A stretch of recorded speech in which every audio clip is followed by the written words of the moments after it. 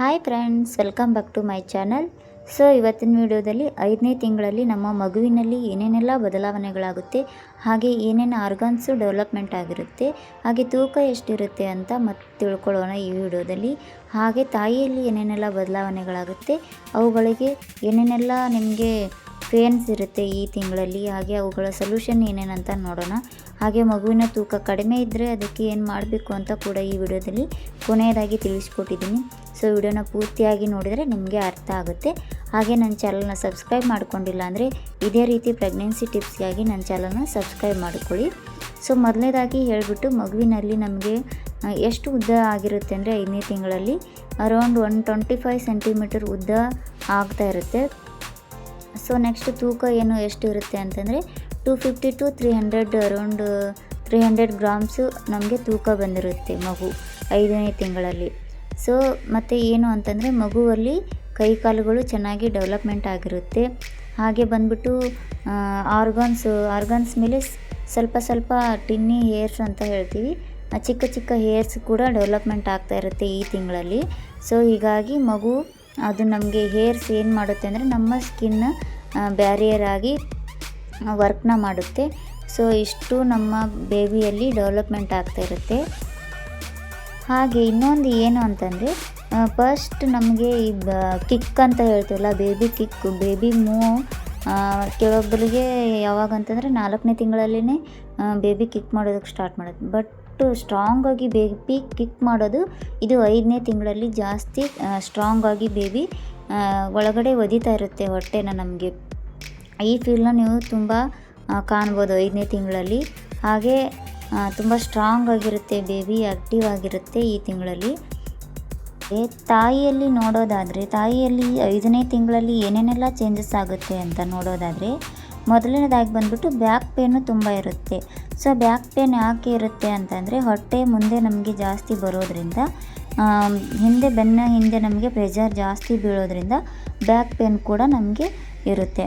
ಹಾಗೆ ಬಂದ್ಬಿಟ್ಟು ನಮಗೆ ಏನು ಅಂತಂದರೆ, ಈ ಬ್ಯಾಕ್ ಪೇನು ಕಡಿಮೆ ಆಗಬೇಕು. ನೀವು ಕೂತ್ಕೊಳ್ಳುವಾಗ ಆದಷ್ಟು ಸ್ವಲ್ಪ ಸ್ಟ್ರೇಟಾಗಿ ಕೂತ್ಕೊಳ್ಳೋದಕ್ಕೆ ಟ್ರೈ ಮಾಡಿ. ಹಾಗೆ ನೀವು ಕೂತ್ಕೊಳ್ಳುವಾಗ ಇನ್ನು ಚೇರ್ ಮೇಲೋ ಸೋಫಾ ಮೇಲೋ ಕೂತ್ಕೊತೀನಿ ಅಂತಂದಾಗ ಬೆನ್ನ ಹಿಂದೆ ಸ್ವಲ್ಪ ಸಾಫ್ಟ್ ಆ್ಯಂಡ್ ಪಿಲ್ಲೋ ಇಟ್ಕೊಂಡು ಕೂತ್ಕೊಳ್ಳೋದ್ರಿಂದ ನಿಮಗೆ ಈ ಬ್ಯಾಕ್ ಪೇನ್ ಅನ್ನೋದು ಕಾಡೋದಿಲ್ಲ. ಥರ್ಡ್ ಪ್ರೆಗ್ನೆನ್ಸಿ ಕೂಡ ಬ್ಯಾಕ್ ಪೇನು ಕಡಿಮೆ ಆಗುತ್ತೆ. ಸೊ ಸ್ಟ್ರೇಟಾಗಿ ಕೂತ್ಕೊಳ್ಳೋದ್ರಿಂದ ಬ್ಯಾಕ್ ಮೇಲೆ ಯಾವುದೇ ಥರ ಹೊಟ್ಟೆ ಪ್ರೆಷರು ಬ್ಯಾಕ್ ಮೇಲೆ ಬೀಳೋದಿಲ್ಲ.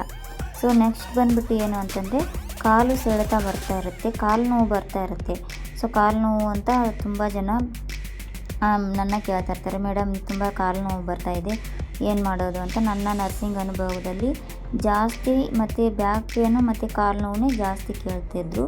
ಸೊ ಏನು ಮಾಡಬೇಕು ಅಂತಂದರೆ, ಕಾಲು ನೋವು ಯಾಕೆ ಬರುತ್ತೆ ಅಂತಂದರೆ, ಮೊದಲನೇದಾಗಿ ಹೊಟ್ಟೆ ನಮಗೆ ಜಾಸ್ತಿ ಬಂದಾಗ ನಮ್ಮ ತೂಕ ಜಾಸ್ತಿ ಆಗುತ್ತೆ. ಸೊ ನಮ್ಮ ತೂಕ ಮತ್ತು ಬೇಬಿ ತೂಕ ಜಾಸ್ತಿ ಆದಾಗ ನಮ್ಮ ಬಾಡಿಗೆ ತಕ್ಕಂತೆ ನಮ್ಮ ಹೈಟ್ ಇರುತ್ತೆ. ಸೊ ಹಾಗಾಗಿ ತೂಕ ಜಾಸ್ತಿ ಆದಾಗ ನಮ್ಮ ಕಾಲುಗಳ ಮೇಲೆ ತೂಕ ಜಾಸ್ತಿ ಆದಾಗ ಅದು ಕಾಲು ನೋವು ಬರುತ್ತೆ. ಆಯಿತಾ? ಸೊ ಇಷ್ಟೆಲ್ಲ ತಾಯಿಯಲ್ಲಿ ಬದಲಾವಣೆಗಳಾಗುತ್ತೆ.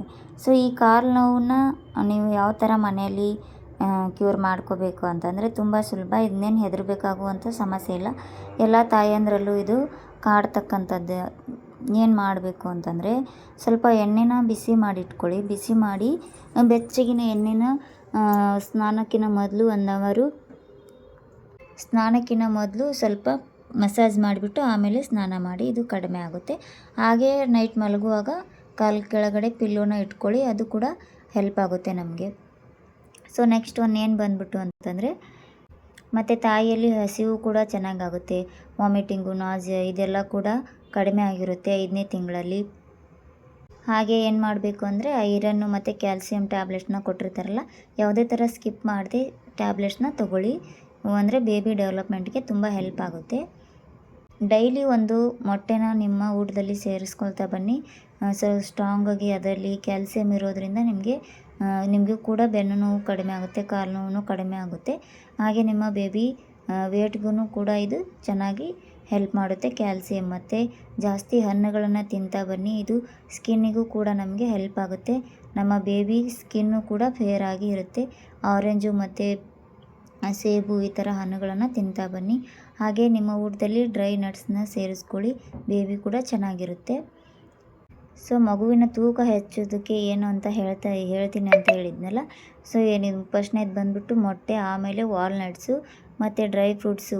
ಹೇಳಿದ್ನಲ್ಲ ಅಂಜೂರ ತಿನ್ನೋದ್ರಿಂದನೂ ಕೂಡ ನಿಮ್ಮ ಮಗುವಿನ ತೂಕ ಹೆಚ್ಚಾಗುತ್ತೆ. ಇದೇ ನಾನು ಮಗುವಿನ ತೂಕದ್ದೇ ಒಂದು ವಿಡಿಯೋನ ಮಾಡಿದ್ದೀನಿ, ನೆಕ್ಸ್ಟ್ ವಿಡಿಯೋನ ಹಾಕ್ತೀನಿ. ನನ್ನ ವಿಡಿಯೋನ ಪೂರ್ತಿಯಾಗಿ ವೀಕ್ಷಿಸಿದ್ದಕ್ಕೆ ತುಂಬ ಥ್ಯಾಂಕ್ಸ್. ನೆಕ್ಸ್ಟ್ ವಿಡಿಯೋ ನಿಮಗೆ ಬೇಕು ಅಂತಂದರೆ ಕಮೆಂಟಲ್ಲಿ ಬೇಬಿ ವೇಟ್ ಅಂತ ಕಮೆಂಟ್ ಮಾಡಿ, ನೆಕ್ಸ್ಟ್ ವಿಡಿಯೋ ನಿಮಗೆ ಹಾಕ್ತೀನಿ. ಬೇಬಿ ವೇಟು ಒಂದೇ ವಾರದಲ್ಲಿ ಡಬಲ್ ಆಗುತ್ತೆ, ಆ ಥರ ನಿಮಗೆ ಕೆಲವೊಂದಿಷ್ಟು ಟಿಪ್ಸ್ನ ಹೇಳ್ತೀನಿ. ಓಕೆನಾ? ಥ್ಯಾಂಕ್ಸ್. ಬಾಯ್ ಬಾಯ್.